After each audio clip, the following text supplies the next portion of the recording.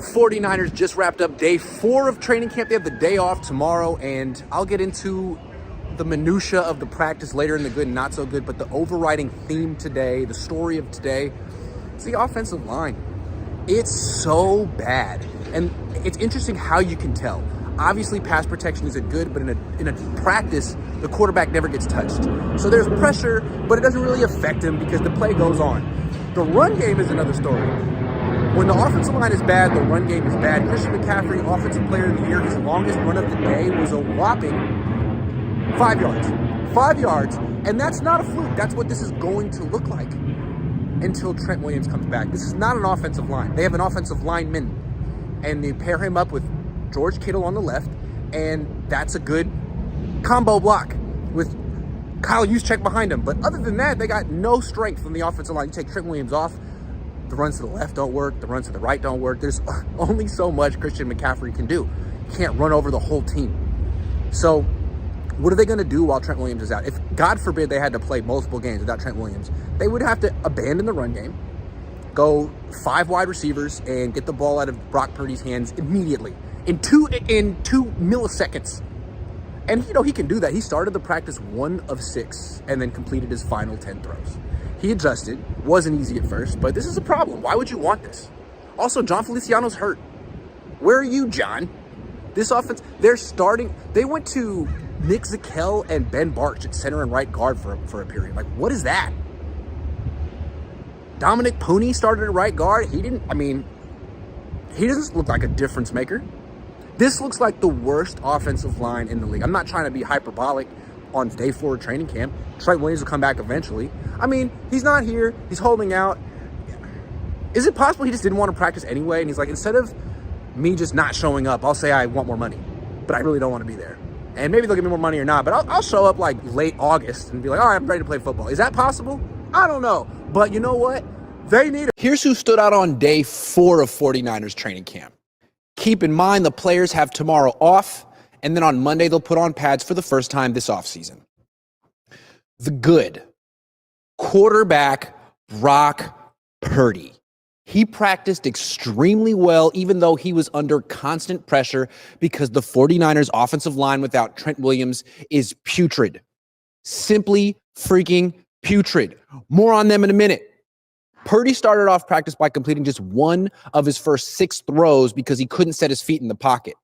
But he's a good quarterback, so he quickly adjusted and completed his final 10 throws of practice. Just imagine how good he'd be if he actually had a good offensive line. Incredible concept.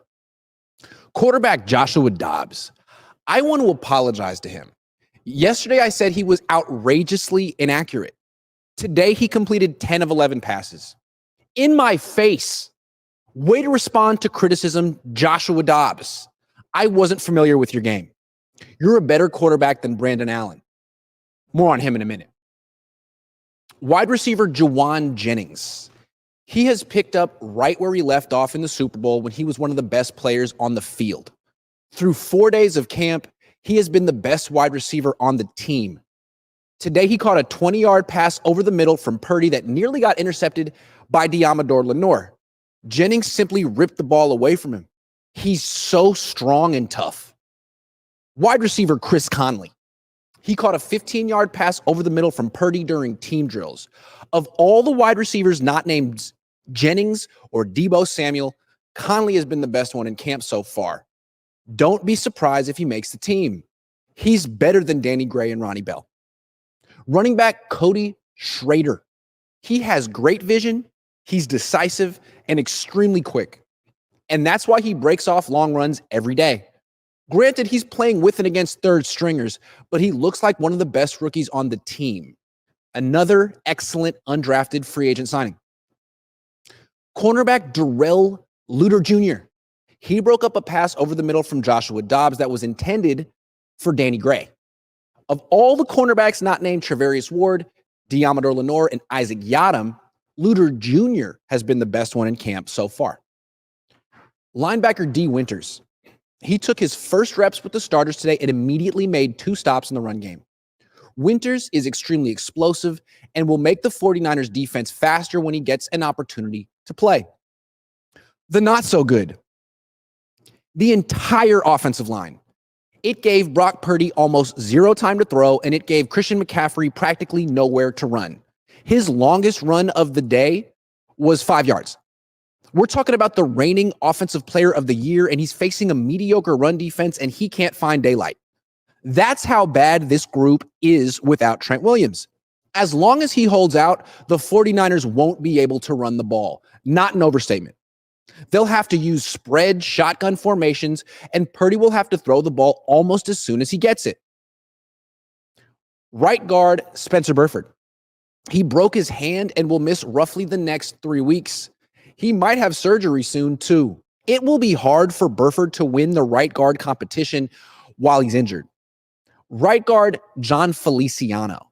He missed the past 2 practices with an undisclosed injury, which means rookie Dominic Pooney is winning the right guard competition by default. Not ideal. Wide receiver, Jacob Cowing. He missed practice with a hamstring injury.